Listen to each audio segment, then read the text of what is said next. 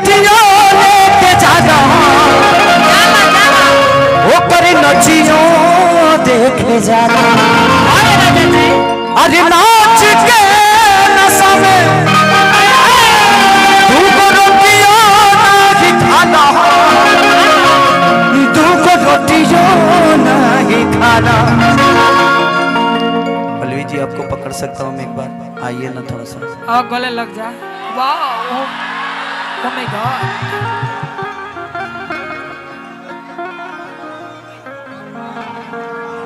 वाह हमार भगवान जानते बनी लोग के हो सकेला। अब भगवान से माफी। भगवान भगवान जी अभी मामा के गादा दीवा दी लड़ाई करे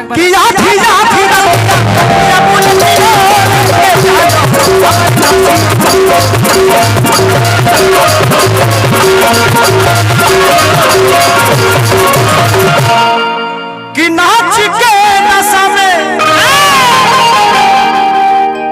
हम कलाकार हैं और आप सबके मनोरंजन के लिए कुछ बोलता हूं तो सिर्फ आपके हंसने और बोलने के लिए बोलता हूं, अन्यथा कोई यूट्यूब वाले भाई उसमें गलत मत समझ लिखना।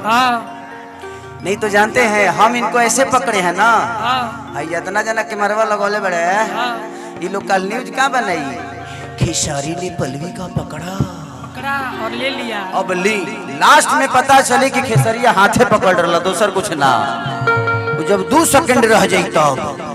इसलिए ध्यान दीजिएगा आप लोग समाज के आईना हो, थोड़ा सा ध्यान दो यार। खाली अश्लीले नहीं होता है, एक औरत साथ में चलने वाली कोई जरूरी नहीं कि हमारी गर्लफ्रेंड ही हो सकती है, वो मेरी बहन भी हो सकती है। अब आपका नजरिया बताता है कि मेरा रिश्ता उससे क्या है। सही बात। तो जिंदगी में हमेशा कोशिश करिए कि आप दूर से जज मत करिए कि किसका रिश्ता किसके साथ कैसा है।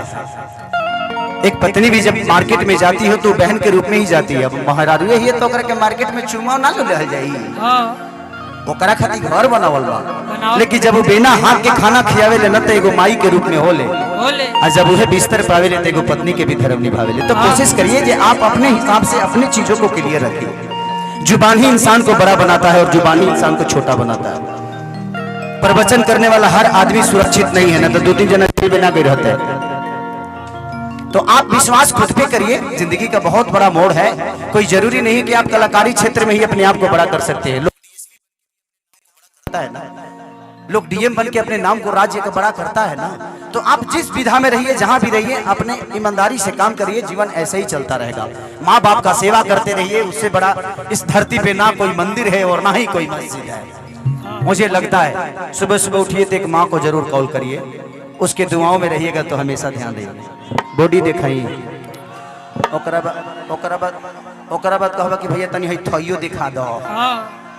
हां तो ओकरा में तू हमरा के ई बता बजे तू हमरा के है गावे खाती बोलले बड़ा कि लॉन्ग टे करे खाती गजब खत्म बड़ा भाई। हम इंसान 6 पैक देखिए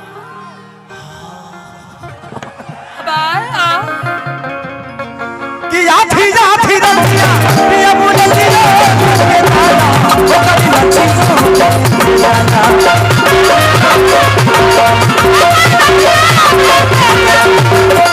नाच के नशा में तू को रोटियां नहीं खाला, तू को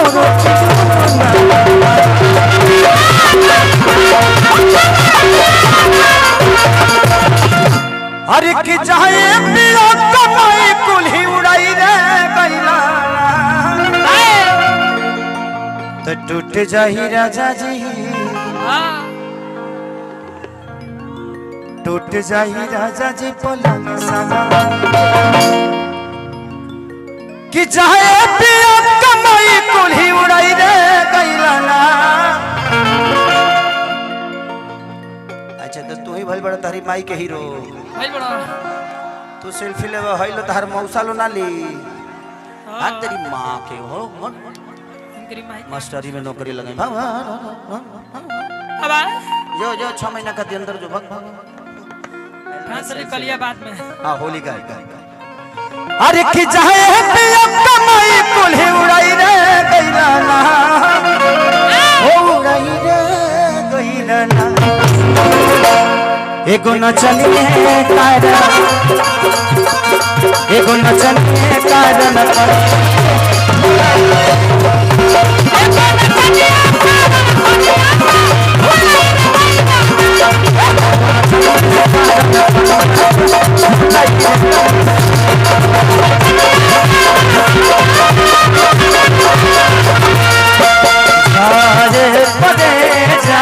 जाता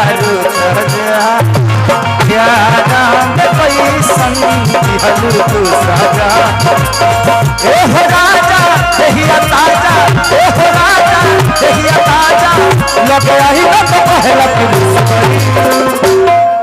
जिया जिया जिया हो जिया जिया एक पल भी जिया तो जिया जिया जवानी हमर चूस गई जिया जिया जवानी हमर चूस गई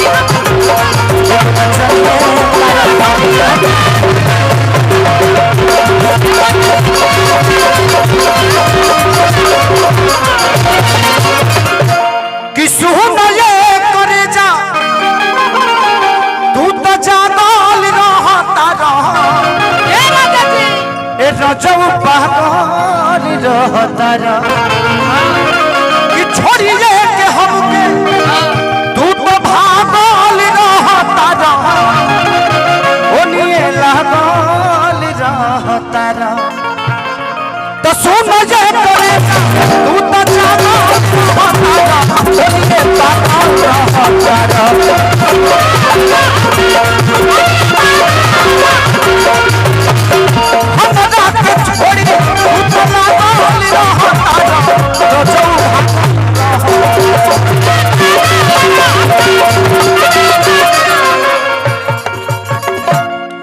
त चाहे किसन कमाई कुल्ही उड़ाई रे गइलाना